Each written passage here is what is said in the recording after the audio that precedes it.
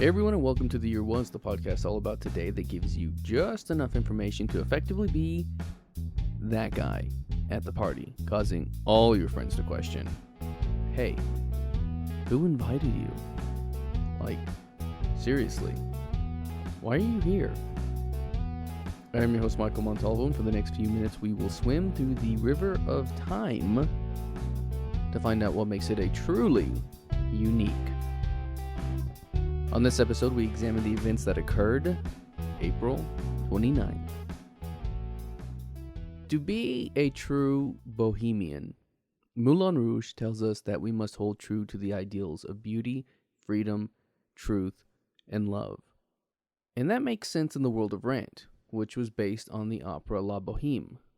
It's a time-old tale of a group of young bohemians struggling with disease, first from tuberculosis in Giacomo Puccini's La Boheme, an illness also seen in Moulin Rouge, and then HIV/AIDS in the more modern-day time of the late 1980s in Jonathon Larson's Rent. I've mentioned 3 shows so far, but we're really only going to talk about one of them. To know about Rent, though, we are going to have to talk about Jonathon Larson. Larson was born February 4th in White Plains, New York, and by all accounts I could find, he was a child of the arts, spending his time in drama clubs and music lessons. Larson wanted to become an actor, but someone, somewhere, encouraged him to compose. Who was that someone? Stephen Sondheim. Stephen Sondheim of Sweeney Todd, Into the Woods, and of course, West Side Story. Larson had written to Sondheim asking for feedback on his work, and this led to a mentorship, which I have read and written here, that Sondheim's influence is most evident in Tick, Tick, Boom, and most apparent in the song Sunday. Now he's composing and is achieving early success.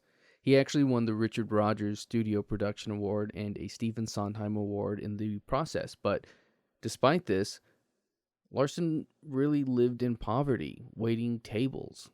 There is even a story of him selling his books so that he could purchase a movie ticket. In fact, it's said that 2 months before the play Rent opened, he dreamed of earning enough money to afford cable.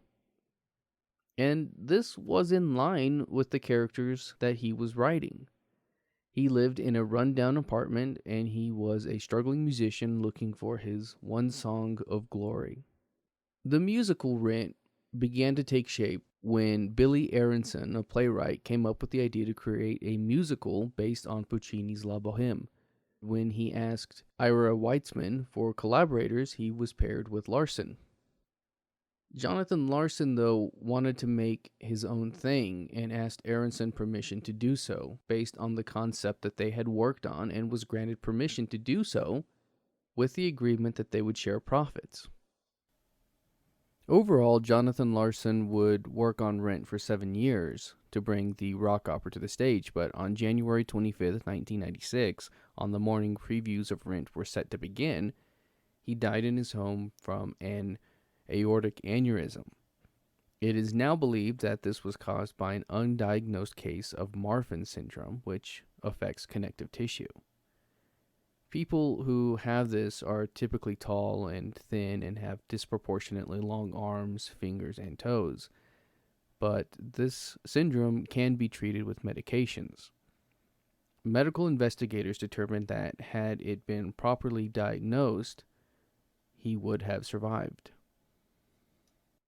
The cast and crew made the decision to stay on schedule and performed the show in a seated position until the song La Vie Boheme, when the cast could no longer contain themselves and performed a full production of the second act. At the end of the show, the audience sat in what has been described as a long, extended silence until an audience member yelled out, "Thank you, Jonathon Larson." The show would officially begin previews the next day, but the year was 1996, and on this day, April 29th, the musical Rent opened at the Nederlander Theater. The show sold out its 5-week run in 24 hours, and would go on to win 3 Tony Awards for Best Musical, Best Book of a Musical, and Best Original Score. So, what's the story of Rent? There's going to be some spoilers here. Act 1. Mark and Roger are in their loft. Mark is shooting a documentary and Roger is playing guitar. They keep getting interrupted by phone calls, first from Mark's mother and then their friend Collins, who is then mugged on the street, and finally by Benny, their friend and owner of the building, who is demanding they pay their rent. The power goes out and they get angry and sing the titular song. We learn Mark's girlfriend, Maureen, left him for a woman named Joanne, and she is putting on a one-woman show that night, but is having equipment issues. Collins, who was mugged, is helped by a street performer named Angel. We learn they are both HIV positive, and they head out to a support meeting. Mark agrees to go help Maureen's new technician, a lawyer, and her current girlfriend, Joanne. He had asked Roger to go, but he refused. Roger is depressed because his girlfriend killed herself when she learned that she had AIDS. He tries to write a song, but can't find the music. Mimi, a neighbor, shows up and asks to have her candle lit, which is not a code for sex and actually a thing she needs. They are attracted to one another, but Roger pushes her away. She loses her drugs in the process and returns to look for them, eventually finding them in Roger's back pocket. Collins and Angel show up with gifts, and Angel explains how a rich woman paid him $1,000 to play the drums until her neighbor's dog barked itself to death. Benny shows up and agrees to forego rent if they can stop Maureen's protest show, but is unsuccessful in doing so. Just as Mark, Collins, and Angel are unsuccessful in convincing Roger to go to a life support meeting. Mark goes and fixes the sound issues and has a heart-to-heart with Joanne, and then goes to meet Collins and Angel, while Mimi tries to seduce Roger. They kiss, but she is again rejected. After the meeting, the trio roam the streets and dream of a better life, while Collins and Angel express their love. They all meet up at Maureen's show, and while there, Roger apologizes to Mimi and asks her to dinner. Maureen finally shows up and puts on her show.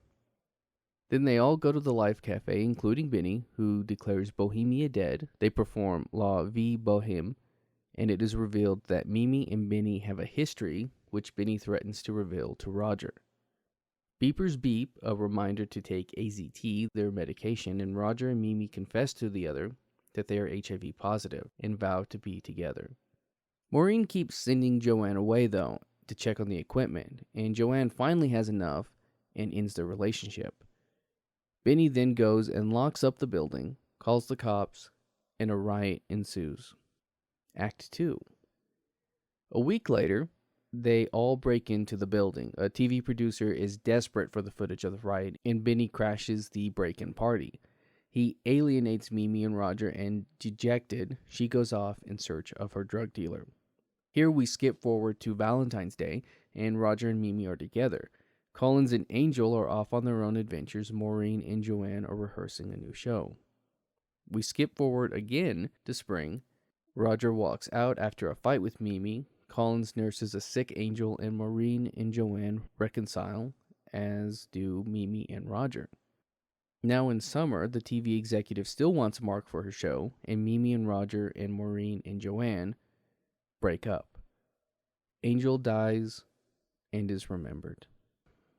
Mark finally accepts the job, and Benny offers to cover the funeral expenses for Angel, as well as offering help for Mimi.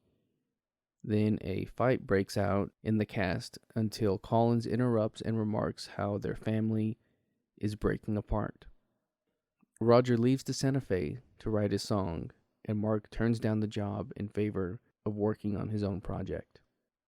We have one final time jump, and it's Christmas again. A year has gone by since the start of the show. Roger has returned with his song but can't find Mimi. Mark has a rough cut of his film and he's going to show it that night. Collins shows up and has rigged an ATM to dispense money by using a special code. And that code is Angel. Maureen and Joanne suddenly arrive carrying a dying Mimi. Roger sings her a song, and then she dies, and he shouts out her name. but then she awakens, having had a guardian angel watching over her. The company gathers and they sing the final. The show Rent would go on to run for 12 years and 5,123 performances. There have been countless shows performed of it, including on the high school level, and a film version of the show was released in 2005 that brought back most of the original cast to perform, including Anthony Rapp and Frozen's own Adele Dazeem. Wait. Sorry, that's not right. It's Idina Menzel. It was even parodied in Team America World Police. Since Rent and Larson's death, a performing arts foundation was founded in Jonathon Larson's name, and his work was given to the Library of Congress.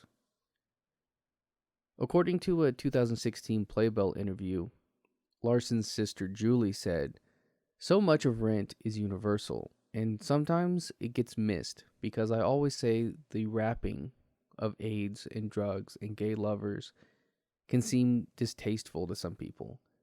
They don't really see the real messages. Other than the discussion about AIDS and all that, the bigger messages are, to me, about tolerance and inclusion and community and being present in your life and hope.